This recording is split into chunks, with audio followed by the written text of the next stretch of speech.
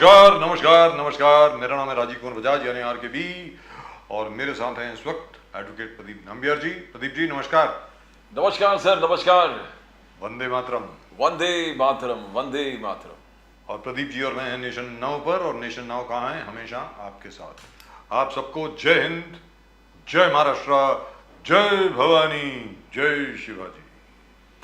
प्रदीप जी, दो शिवसेना, दो स्थापना दिवस, ये क्या हो रहा है? मतलब जरा थोड़ा अजीब लग रहा है मुझको। शक्ति प्रदर्शन। ये तो मतलब बाला साहब ठाकरे खुश होता या दुखी होता, ये थोड़ा अजीब लग रहा था। अजीब आज ही के दिन। I mean, I don't think Bala Saheb Thackeray would ever have imagined कि इस प्रकार से होगा and that the name Shiv Sena and his own symbol, the bow and arrow, would go to somebody who was not a Thackeray. and around 54 में से 40 निकल जाना जी। और करीबन 14 MPs निकल जाना, I mean the entire elected members have moved out and that is something. Pradeep ji, सबसे बड़ी बात यहाँ पर ये है कि जब राज ठाकरे निकले थे शिवसेना से, so we used to talk about who is the inheritor of Bala Saheb Thackeray's legacy. Exactly. At that time. ठीक है सर? कि is it Raj Thackeray? Is it Uddhav Thackeray? We didn't know that there would be a non-Thackeray who would come up and say, hey, listen, I am the real guy. But sir, you know, we have come to that stage where the kingship should pursue that Raja ka beta hi Raja banega, even that.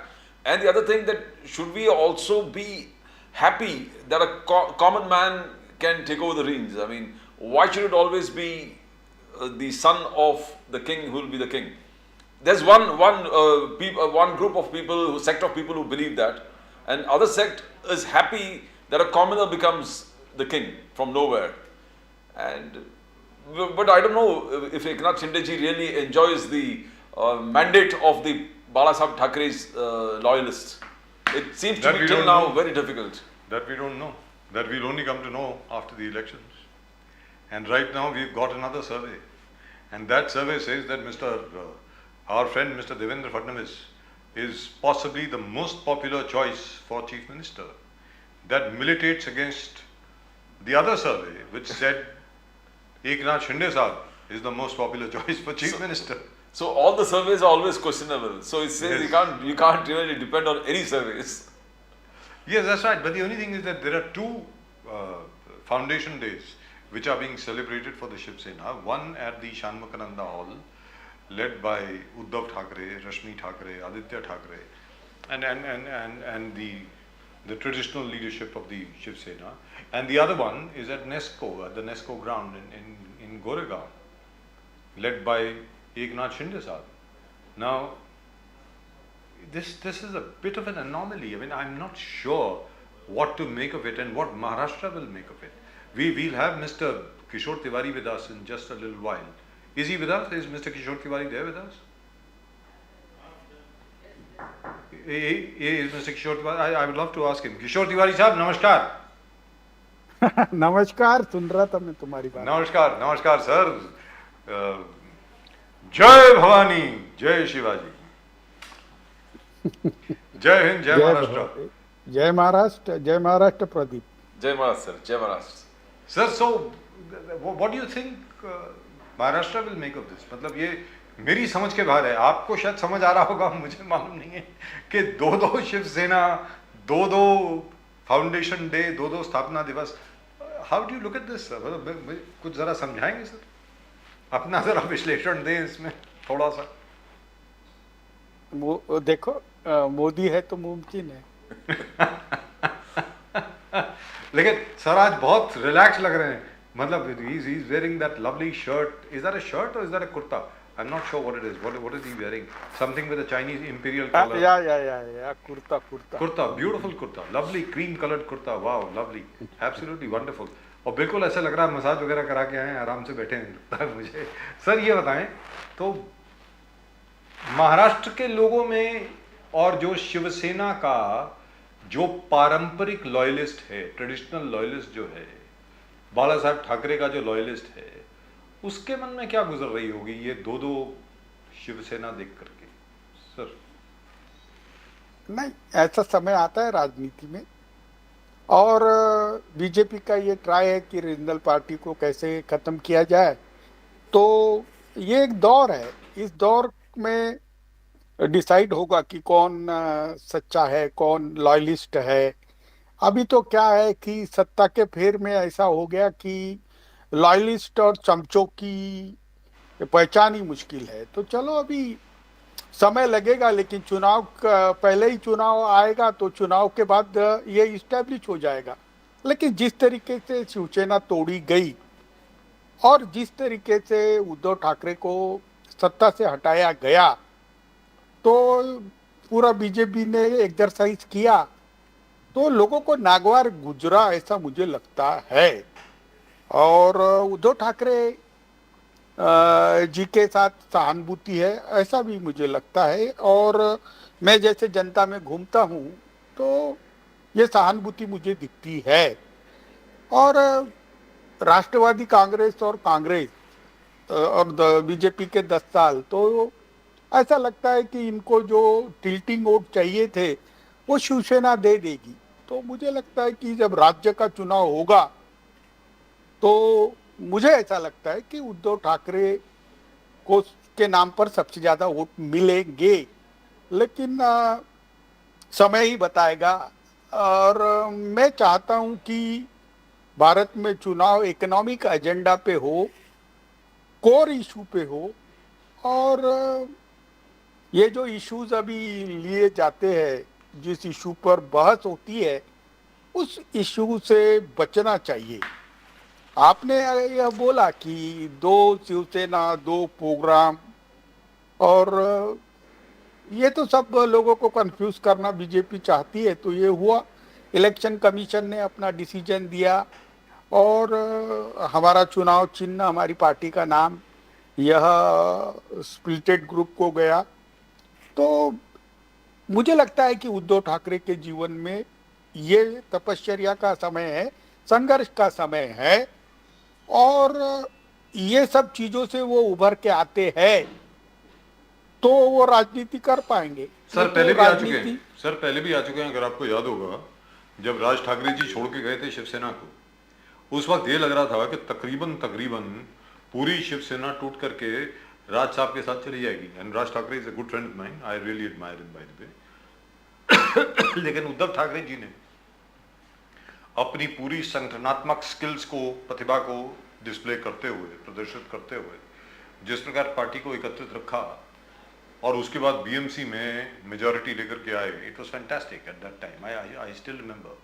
So you can't really right of Uddhav Thackeray. जहां तक उद्धव ठाकरे जी का प्रश्न है, you can't really right him of, and anybody who rights him of does so at his own peril.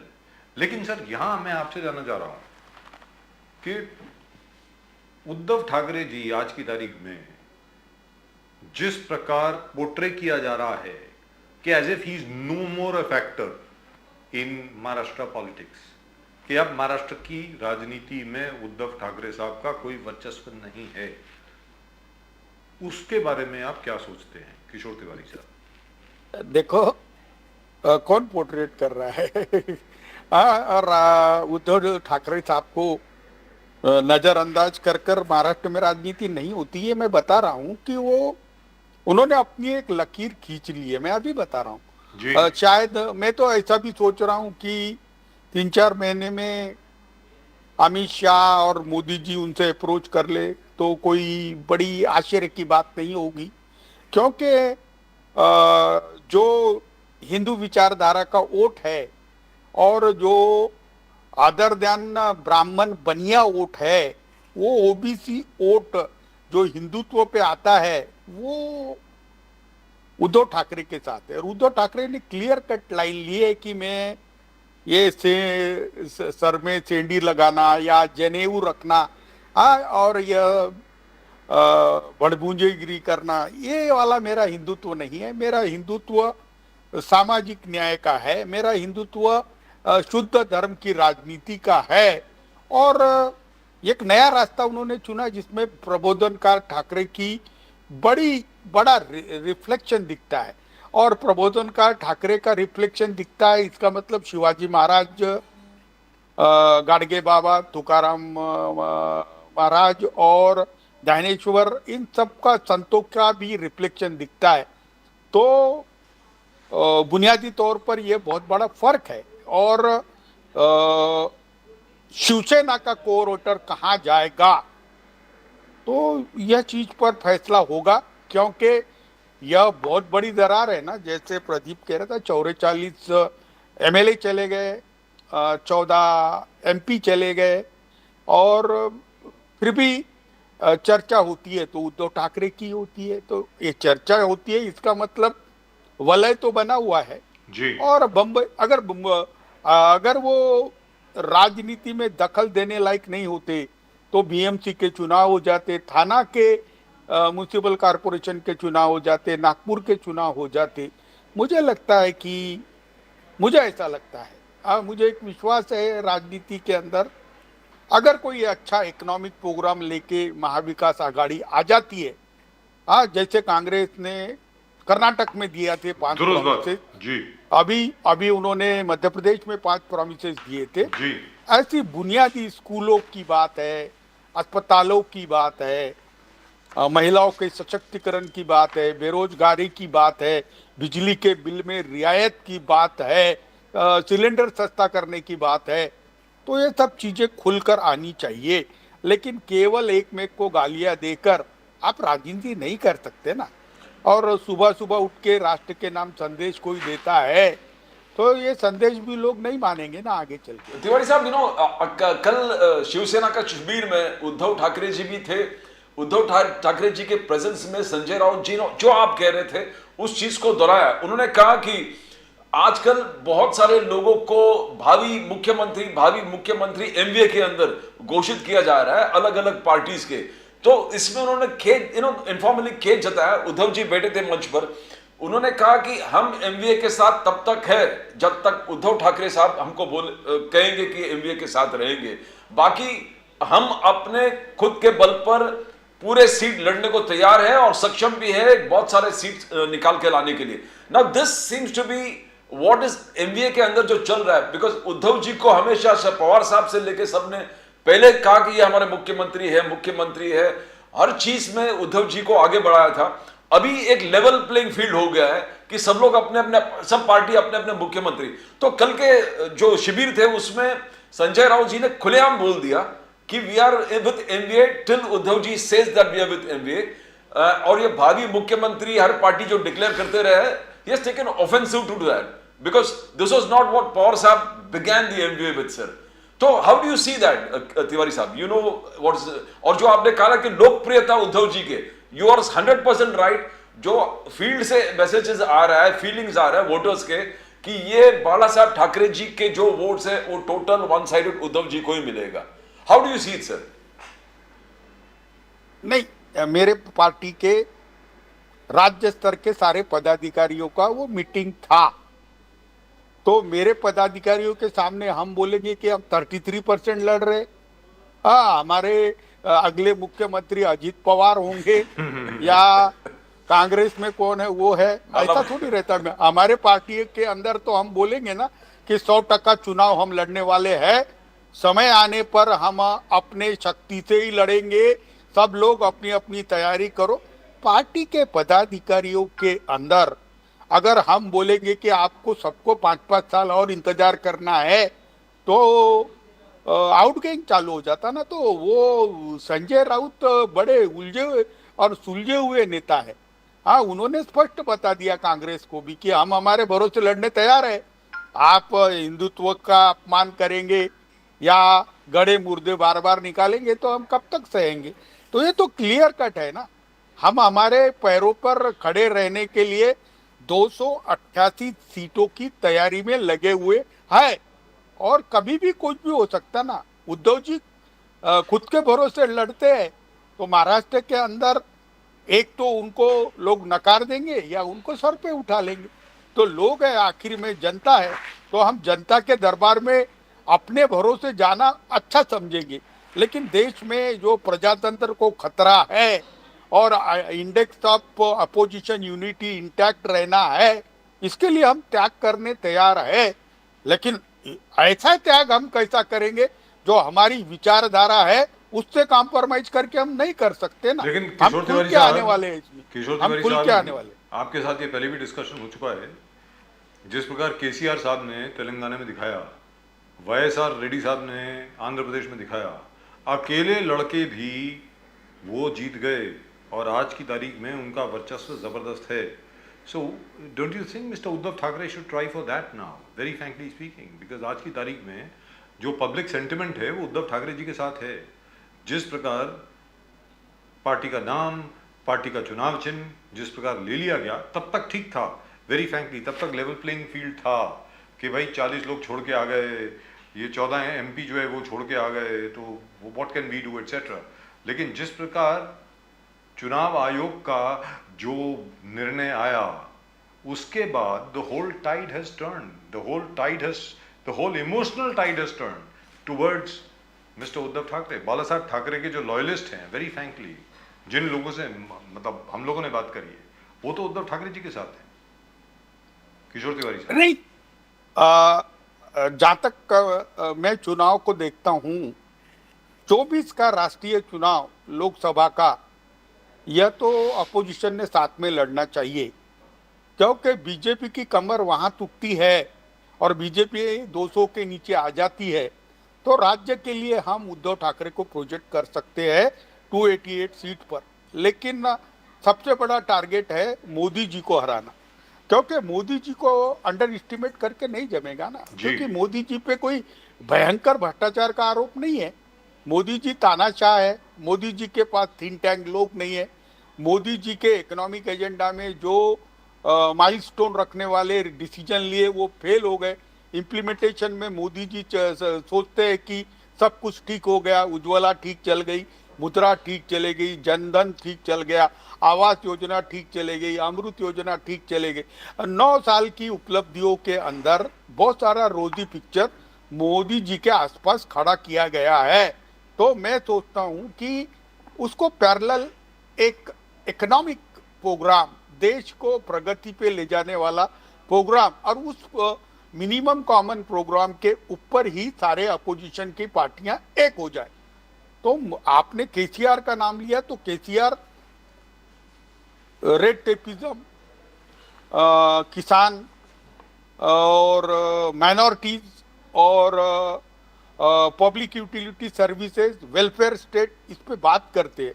उधर आप doctor YSR की बात, लड़के की बात करते हैं, तो वो भी इस पर ही बात करते हैं। हेल्थ केयर में उन्होंने बहुत रिफॉर्म किया, एजुकेशन में बहुत रिफॉर्म किया। तो आखिर में लोगों को बुनियादी बातों पे बात करना ही पड़ेगा। हम केवल बीजेपी का अपोजिशन करने के लिए अपोजिशन की यूनिटी बढ़ाते हैं, तो कहीं वो बुमरैंग भी हो जाती ना। तो मुझे लगता है कि आपने जो सलाह दी, क्योंकि आप भी बहुत सीनियर जर्नलिस्ट है और संघर्षरत है, तो मैं ये बात मैं बता दूंगा।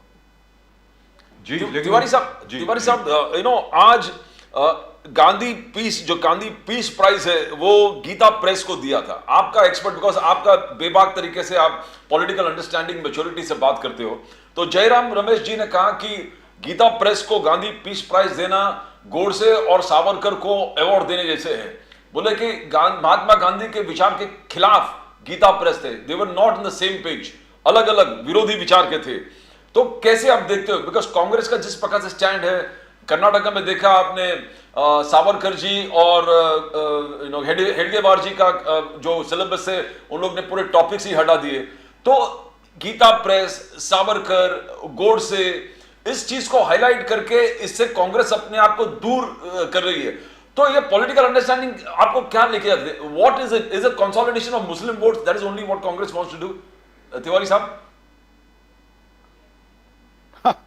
देखो, गीता प्रेस कैसे चालू हुआ था ये जिसको मालूम है। 100 साल पहले की बात है कि गीता प्रेस घनश्याम बिड़ला जी के इंस्टीट्यूट पे हुआ था जी। और गोयनका जी ने बहुत इंटरेस्ट लिया था, और हनुमान प्रसाद पोद्दार की एक मेजर एक्टिविटी थी वो, और उन्होंने वो चालू किया था 10 रुपए के रूम के अंदर। लेकिन यार मैंने मेरी जिंदगी में वेदांत वहीं सीखा, और मैंने जब मैं जहाँ भी देखता हूँ तो अभी इस्कॉन की किताबें दिखती है मुझे, लेकिन मुझे गीता प्रेस की किताबें दिखती थी। सारे वेद, सारे पुराण और योग विश्व वशिष्ठ शरीफ की किताब। सर हर घर में वो- गीता प्रेस गोरखपुर की ही रामायण है और कुछ अरे नहीं। वो रामचरित्र मानस में तो जी रिकॉर्ड है उनका, लेकिन 90 करोड़ किताबें छापी उन्होंने। जी और हनुमान प्रसाद पोद्दार, इनको तो भारत रत्न इंदिरा जी ने ऑफर किया था, और उसके प्रत्यक्षदर्शी अभी है ना, मेरे जी ख्याल से पीसी अलेक्जेंडर तो चले गए अभी। उनके जो उस वक्त के पीएस लोग थे वो रहते तो वो कंफर्म भी करते। उसके बाद नेहरू जी जब भी गए, या राजेंद्र प्रसाद जी गए गोरखपुर, वहाँ गए, और नरसिम्हा राव जी ने भी एक्नॉलेज किया था। तो जयराम रमेश जी ने ये टालना चाहिए था ना। अभी वो, अगर आप गांधी पीस फाउंडेशन के अवार्ड देखते हैं तो टीटो साहब को दिया था, मुजीबुर रहमान को दिया था, अभी एकलव्य को दिया, अक्षय पात्र को दिया, सुलभ इंटरनेशनल को दिया। तो मुझे लगता है Gita Press Gorakhpur as a institute, उनका कंट्रीब्यूशन तो बहुत ज्यादा है। और और ये आज तक अवार्ड कभी किशोर तिवारी साहब, एक छोटी सी बात, ये जयराम रमेश साहब ने ये कहाँ से ढूंढ करके लाए हैं कि गांधी जी उसके खिलाफ थे? मतलब मुझे तो अजीब लग रहा है। नहीं नहीं, जहाँ पे जालान साहब साथ में, पोद्दार साहब साथ में, बिरला जी का उसमें टोटल सपोर्ट है, गोइंका जी का टोटल सपोर्ट है, ये सारे तो कांग्रेस ही थे। तो मतलब मेरी समझ के बाहर है ये। नहीं नहीं, ऐसा नहीं था वो। जी उसको एक आपका मैं नॉलेज अपडेट कर दूं कि महात्मा गांधी के हत्या के अंदर जो आरोपी बनाए थे उसमें गोयनका जी और हनुमान प्रसाद पोद्दार भी आरोपी जी थे थे।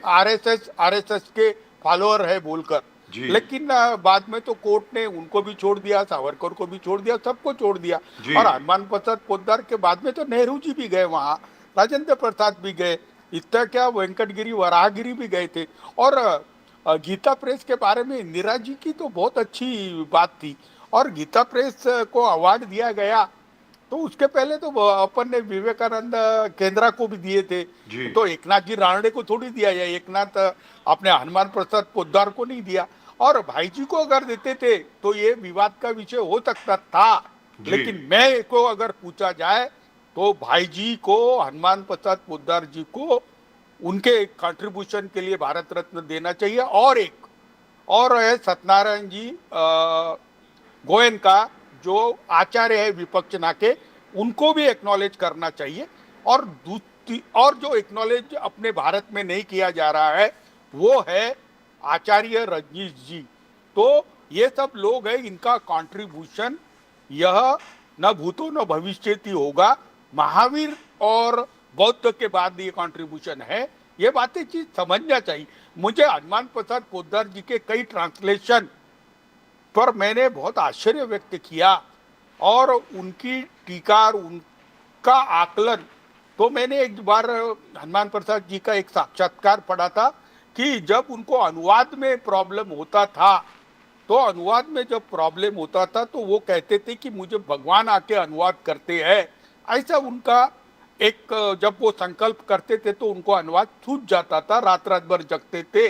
लेकिन गीता प्रेस का कंट्रीब्यूशन, ये अवार्ड तो बहुत छोटा है, क्योंकि उन्होंने जितनी किताबें छापी, वो जिसकी पांडुलिपि उनके पास है वही किताब छापी। जी अब ये कांग्रेस में वालों ने क्या कहना कि उन्होंने गांधी जी के हत्या की भ्रष्टनानी की या उस पर कुछ लिखा नहीं, तो गीता प्रेस उस पर लिखता थोड़ी था।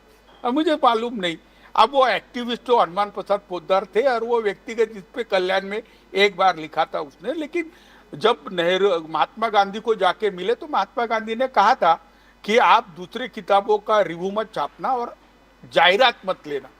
तो महात्मा गांधी जी के बाद, अभी जाने के बाद भी अभी तक उन्होंने जायरात नहीं छापी, वो कोई रिव्यू नहीं छापते, डोनेशन नहीं लेते। तो गीता प्रेस से अन्याय हुआ, और गीता प्रेस को विवाद में घसीटते नहीं तो भी कुछ होता नहीं। लेकिन क्या हो रहा है कि जयराम रमेश ने भी समझना चाहिए कि जब हर घर में गीता प्रेस की एक किताब है और भगवत गीता रिकॉर्ड उन्होंने बेची है, तो इंदिरा जी ने भी, जवाहरलाल नेहरू जी ने भी, नरसिम्हा राव जी ने भी रेक्टिफाई किया था कि हिंदू वोट पर इसका असर पड़ता है। तो राजनीति में रहने वालों ने कभी भी तीर छोड़ते वक्त संयम से काम करना चाहिए, ऐसा ही मैं कहूंगा। सर हमारी तो 14 बात करोड़ 14 करोड़ कॉपी भगवत गीता की और तकरीबन तकरीबन 10 के 20 करोड़ कॉपी रामचरितमानस की, ये गीता प्रेस गोरखपुर का रिकॉर्ड। अब इसके सामने मुझे नहीं लगता कि इस किस्म की भाषा या इस किस्म की बात, इनको क्या लग रहा है अभी? जो प्रदीप जी ने असल में जो सवाल पूछा है उसका असली मतलब तो ये आपसे पूछना कि जिस प्रकार कांग्रेस ने कर्नाटक में मुस्लिम कंसोलिडेशन किया है वोट का, क्या वो पूरे देश में यही कोशिश कर रहे हैं, प्रयत्न यही हो रहा है कि किसी भी तरीके से मुस्लिम कंसोलिडेशन हो जाए? मतलब वोट का जो पुराना पुराना पारंपरिक कांग्रेस का जो वोट है, पहले तो होते थे, मतलब जो फॉर्मूला होता था ब्राह्मण मुस्लिम दलित, इसके ऊपर कांग्रेस जीता करती थी। चलिए ब्राह्मण तो बीजेपी की तरफ चले गए, तो मुस्लिम दलित यानी एससी एसटी वोट अगर इनकी तरफ आ जाता है तो कांग्रेस तो इतनी पावरफुल बन जाएगी कि जो प्रादेशिक पार्टियां हैं उनकी तरफ तो देखेगी भी नहीं। सर हाँ हाँ, राजू जी, ये सब कॉन्सोलेशन की बातों में कोई दम नहीं है। ये यहाँ 80% हिंदू है, हिंदुओं का दिल दुखा के या हिंदुओं के वोटों को बिगड़ यहाँ कोई सत्ता में आ ही नहीं सकते हो। जी। तो बीजेपी हिंदू पार्टी है, शिवसेना हिंदू पार्टी है, लेकिन सामाजिक न्याय की लड़ाई में बीजेपी बहुत आगे निकल गई। इसका कारण ये ऐसा था कि तुष्टीकरण से लोग आगा गए हैं। तो ये क्यों तुष्टीकरण है क्या? सबको सब समान विकास के अवसर दे दो, सबको पढ़ाई के सबके अवसर दे दो, सामाजिक न्याय में आगे रहो, ये सब बातें हैं। अब गीता प्रेस ने सनातन धर्म की संस्कृति और वो लिटरेचर और वो उनकी दर्शन को जिंदा रखा। अगर जैसे बौद्धों का पटीक में है या महावीर स्वामी का उनके इसमें है, तो एक अच्छा काम किया और घर घर तक सनातन धर्म को जब पहुंचाया जब ईसाइयों का मिशनरी का काम बहुत चल रहा था। और गोरखपुर की पहचान ही गीता प्रेस से और भारत की भी पहचान गीता प्रेस से है, तो बड़ी बात नहीं होगी। लेकिन शिवसेना के दुखते रग पर जैसे सावरकर का बार बार अपमान, हिंदुत्व पे बार बार प्रश्न चिन्ह, इससे लगता नहीं कि हमारे तरीके उनके साथी ज्यादा दिन तक रह पाएंगे। ऐसा लगे नहीं सर होता आए ना। सर। अच्छा ये तो ये तो चलिए, ये तो फलसफे की बात हो गई और आगे की बात हो गई। आज तो खैर दो फाउंडेशन डे मनाए जा रहे हैं और साथ में एक और चीज़ भी आई है। आज एक और नया सर्वे आया है। एक तो पहले सर्वे आया था जिसमें शिंदे साहब को बताया गया most favoured chief minister, Eknath Shinde saheb Maharashtra के सबसे लोकप्रिय chief minister and people want him to be the CM. आज जो सर्वे आया है उसमें कहा है Devendra Fadnavis ji is the most favoured chief minister. Devendra Fadnavis ji is number 1, उसके बाद आते हैं एकनाथ शिंदे, फिर अजीत दादा पवार और उद्धव ठाकरे जी कहीं, और उसके बाद अशोक चौहान, और फिर उसके बाद कोई और हैं, और उसके बाद जाकर के उद्धव ठाकरे जी आते हैं। तो ये जो सर्वे आ रहे हैं सर, ये क्या है? मतलब जो पैसे देगा उसके फेवर में सर्वे आएगा। पहला और सर्वे शिंदे साहब के फेवर में, अब सर्वे देवेंद्र फडणवीस जी के फेवर में। सर अरे सर्वे के भरोसे देखो, मैं अभी अपनी बात करता हूं तो एक राजा पूरी संपत्ति छोड़ के वन में जाकर बहुत कठोर तपस्या कर रहा था। तो भगवान महावीर को पूछा गया कि वो उसे मुक्ति मिलेगी क्या? तो भगवान महावीर ने, क्योंकि उनको त्रिनेत्र थे, तो वो उनको वहां देख के बोला कि अभी उसके मन में विचार आ रहे हैं, उससे उसको मुक्ति नहीं मिलेगी। थोड़े देर के बाद वो मर गया। तो फिर भगवान को पूछा तो भगवान ने कहा कि नहीं, उसे तो बहुत अच्छे इससे मरा, वो तो उसको मुक्ति मिल गई। तो बोला अभी आपने बोला मुक्ति नहीं मिलेगी, अभी क्यों मुक्ति मिली? तो वो बोले उस वक्त उसके मन में विचार थे कि कोई राजा उसके किंगडम पर वो कर रहा था, हल्ला कर रहा था। लेकिन जब वो मरा तब वो निष्पाप इससे देख रहा था कि अब मुझे दुनिया से कुछ नहीं कहना, और वो भगवान में लीन हो गया था। तो ऐसा है कि समय जब बड़ा बलवान होता है, चुनाव के वक्त जो टेम्परामेंटल इंडिशंस आएंगे और जो लोग डिसाइड करेंगे, वो एक वेव चलती और उसके लिए ब्रह्मांड के अंदर वही विचार चलते रहते। जैसे तो आप देखना, पूरे महाराष्ट्र का डिसीजन एक ही रहेगा, एक ही डिसीजन रहेगा। और उस वक्त जो डिसीजन रहेगा वो कोई सर्वे में पकड़ा नहीं जाता है। हाँ, लोग बोलते नहीं है, लेकिन एक बड़ी वेव आती है, जैसे केसीआर की वेव थी। उसके पहले तो केसीआर पूरे के पूरे साफ थे लोकसभा के अंदर, वैसे ही थे दीदी का था। यानी एक लोगों का डिसीजन बन जाता है कि इनको चांस देना है। मुझे लगता है कि उद्धव जी को एक राजयोग है, और उद्धव जी न चाहते हुए भी फिर से बनेंगे, और उसके कोई रोक नहीं सकता, ना ही तो राष्ट्रवादी कांग्रेस, ना ही तो कांग्रेस। और हर पार्टी के नेता को मुख्यमंत्री बनने की कामना रखनी चाहिए, और इच्छा भी रखनी चाहिए, और एमिशन भी रखना चाहिए। वह अच्छे लोग हैं, अशोक चौहान डिसीजन मेकिंग के अंदर, अजीत पवार बहुत अच्छे हैं, देवेंद्र फडणवीस बहुत अच्छे हैं, लेकिन एक नाथ शिंदे कहीं थाना के बाहर दिखते नहीं है, और उद्धव ठाकरे से इनकी कोई कंपैरिजन नहीं है। अब सर्वे कौन किसका करता है, मुझे लगता है कि ये सागर बंगले का सर्वे है। सागर बंगले के नौकरों से पूछोगे तो वो बोलेंगे देवेंद्र फडणवीस ही होंगे, और वो पुराना वर्षा बंगले और नंदनवन बंगले का था, तो इनकी कोई वजूद नहीं है। तिवारी साहब, ऑपोजिशन यूनिटी के बारे में आप देवेंद्र फडणवीस जी की बात किए।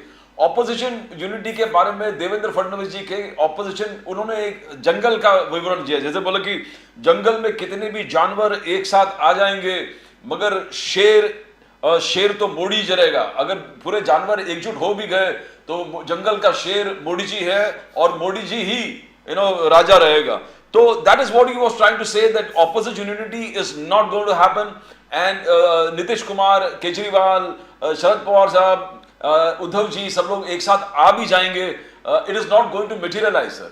And or sir, Tiwari sir, truthfully also, unless you have the Congress-driven opposition, do you think there is any chances that things will fructify, Tiwari sir? नहीं, the people decide who is the tiger and who is the mouse. तो ये जो बात है, ये सत्ता के अहंकार से हो रही है। देवेंद्र ये अहंकार से बोल रहा है। देवेंद्र ने पूरी क्रेडिबिलिटी खो दी है। कोई ऐसा सर्वे जिसको देवेंद्र को पॉपुलर कहता है, तो महाराष्ट्र में आज देवेंद्र के नाम पर अगर चुनाव लड़ लिया जाए तो देवेंद्र पूरे बीजेपी को बुड़ा देगा। तो देवेंद्र को तो अमित शाह और इन लोगों ने ही कट कर दिया है, और जैसे नितिन गडकरी को कट टू साइज किया है, वैसा देवेंद्र भी कट टू साइज हुआ है, और आरएसएस भी कट टू साइज हुआ है। तो बीजेपी में अभी मोदी शाह की चलती है। तो अगर ये अपोजिशन की पार्टी खुद इंटैक्ट रहती है और 1-to-1 फाइट देती है, तो ऐसे ही मोदी जी कहीं नहीं रहेंगे, क्योंकि बीजेपी का कैडर बेस्ड पार्टी है। लेकिन बीजेपी के कैडर में अभी अनरेस्ट आ गया ना, क्योंकि कार्यकर्ता कहते हैं कि केवल बातें करते हैं। तो आप भी देखेंगे मोदी जी घंटा घंटा भाषण देते हैं, आप देखेंगे ये अपने देवेंद्र फडणवीस घंटा घंटा भाषण देते हैं, इनको कोई पूछता नहीं तो भी सलाह देते हैं। तो ये सब चीज़ें ऐसी ही चलेगी, और मुझे लगता है काम तो हो नहीं रहा है। डिसीजन बहुत होते हैं, डिसीजन के अंदर कहा जाता है कि हमने ये कर दिया, वो कर दिया, लेकिन केसीआर वगैरह जैसे विजन रख के चल रहे हैं। केसीआर से सीखना पड़ेगा ना, इतने उम्र में वो पूरे देश में एक्सपांड होने की बात करते हैं।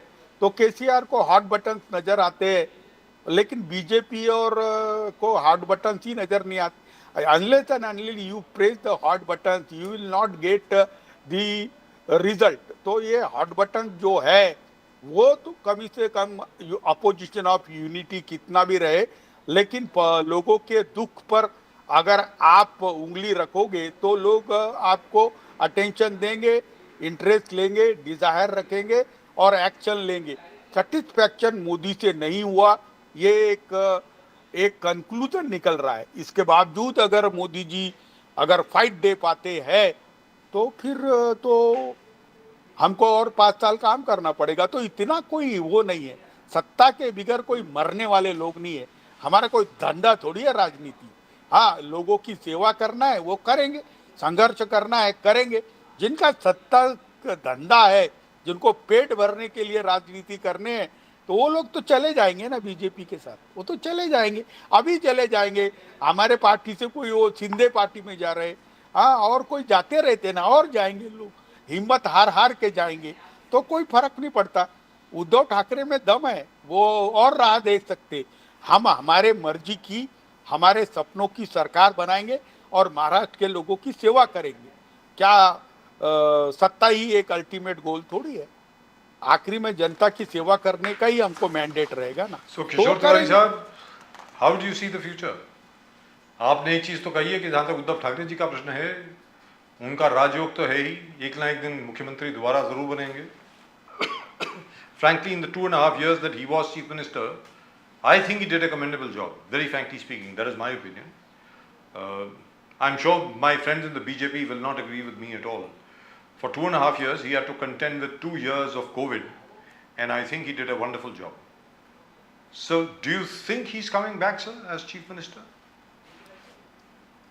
नहीं, मैं बोलता हूँ, मैंने अभी सारे अपोजिशन पार्टीज के मीटिंग देखा, तो पूरा पूरा माहौल उद्धव ठाकरे अपने तरफ खींच के ले जाने की कैपेसिटी रखते थे। तो लॉ ऑफ अट्रैक्शन के अंदर वो आदमी ने अट्रैक्ट कर लिया है लोगों को। और क्या हुआ कि वो 2.5 साल के अंदर उनके व्यक्तिगत खिलाफ में कोई गंभीर आरोप भ्रष्टाचार का कोई कर नहीं पाया, और उनके कलीग पे किया भी तो वो उनको कुछ कर नहीं पाए। जैसे अनिल देशमुख पे इतने आरोप लगाए, और जिसने लगाए थे वो परमवीर कहे कि मैंने सुनी सुनाई बातों पे बोला, तो ये सब बुमरैंग होता ना। और आपने उनको 13 महीने कहाँ वो जेल का भत्ता खिलाया।